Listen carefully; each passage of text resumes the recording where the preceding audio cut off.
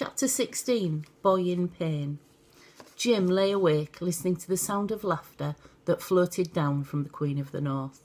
He felt very lonely. The clouds had thickened, and the sky was darker than he'd ever known it.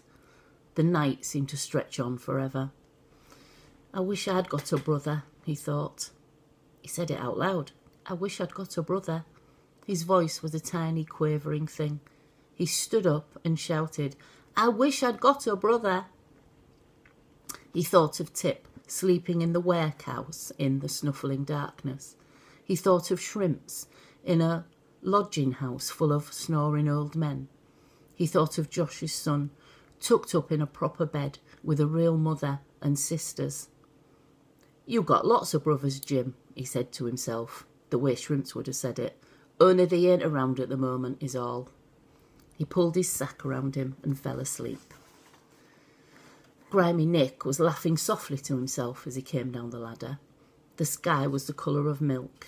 Jim started up out of his slumber, his first thoughts to the fire, in case he'd let it go out.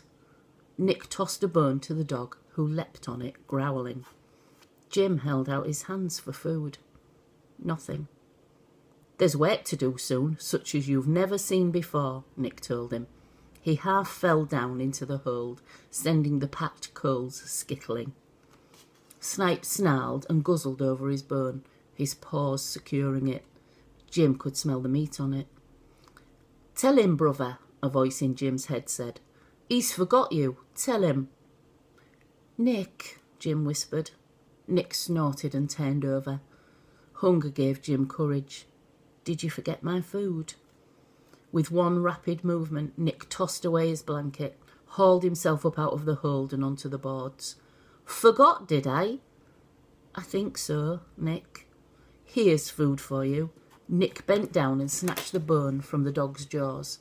Snipe's teeth snapped down on it and Nick kicked him off.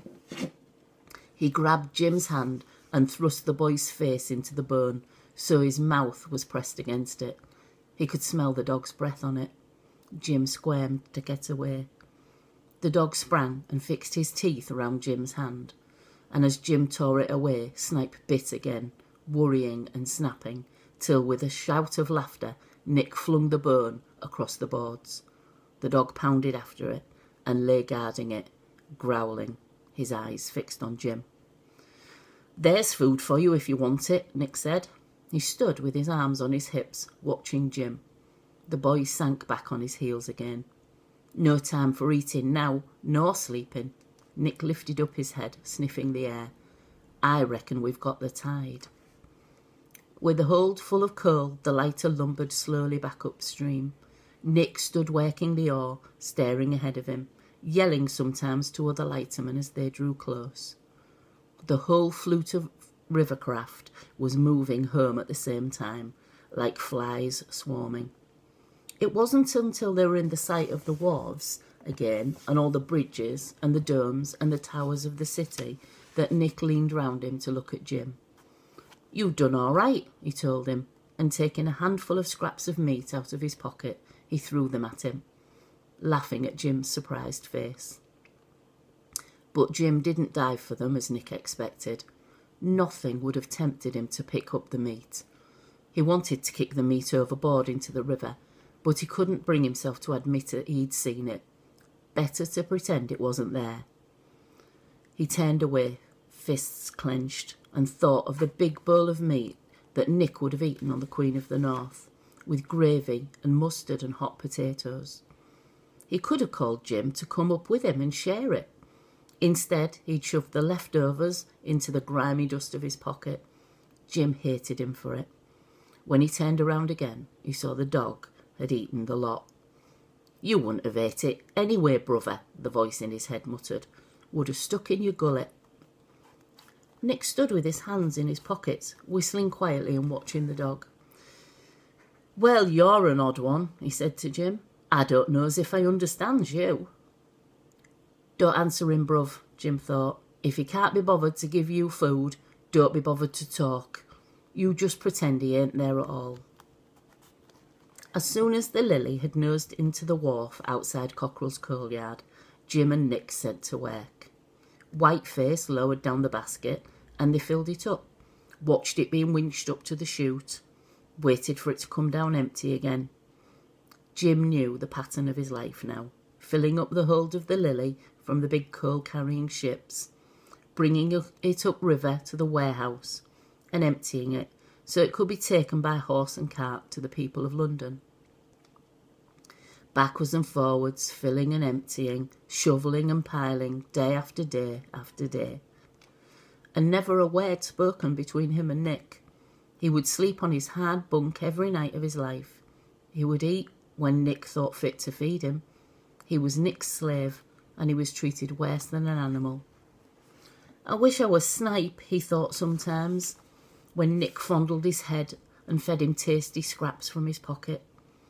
Once or twice, when they moored up to the Queen of the North again, Nick showed, by a jerk of his head, that Jim was to follow him on board. Jim looked round eagerly for Josh, but he never saw him again. He's got a job on shore, one of the men told him. Wanted to see more of his family. Said he'd met a little boy who made him long to be at home again. Jim didn't like the rough company of the men any more than Josh had done. Their voices were loud and boastful, but at least they were a change from the silent, brooding company of grimy Nick. And he was sure of food when he went on board. But he never again thought of hiding on deck and sailing off with them. If he did, the men would find him and take him back to Nick. He was sure of that. There was no escape, ever. But Jim did try to escape one night.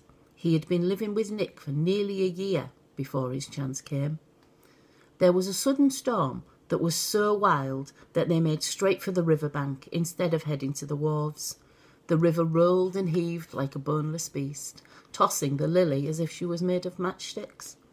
Jim clung to the side, weak and afraid, but as soon as they pulled in and tied up to the land, he felt better. Nick and Snipe settled into sleep again. Jim heard the faint sound of bells. Through the slant of the rain he could see a village in the distance and a church tower. He could run to it for shelter. Maybe the storm was making such a noise that Nick and Snipe wouldn't even hear him going. "Come on, brother," the voice in his head urged. "You can do it, you can do it." Jim slid over to the coamings. They were awash with rain. He swung one leg over the edge, then the other, and just about as he was about to lever himself up to jump, his arm caught on the oar, which had been propped up against the boat. It slid down with a thickening thud. Snipe's ears jerked up. Immediately into the storm were tossed strange pieces of sound, the barking of a dog, the shouting of a man, and the crying of a boy in pain. "Thought you'd try it, did you?" Nick bellowed. He picked Jim up and threw him down into the hold of the Lily on top of the coals. "You'll know better next time." He slid the hatchboard shut over Jim's head. Jim lay in the dark, nursing his leg, where Snipe had ripped his flesh. It was hot and wet with blood. He had never known such pain in his life before.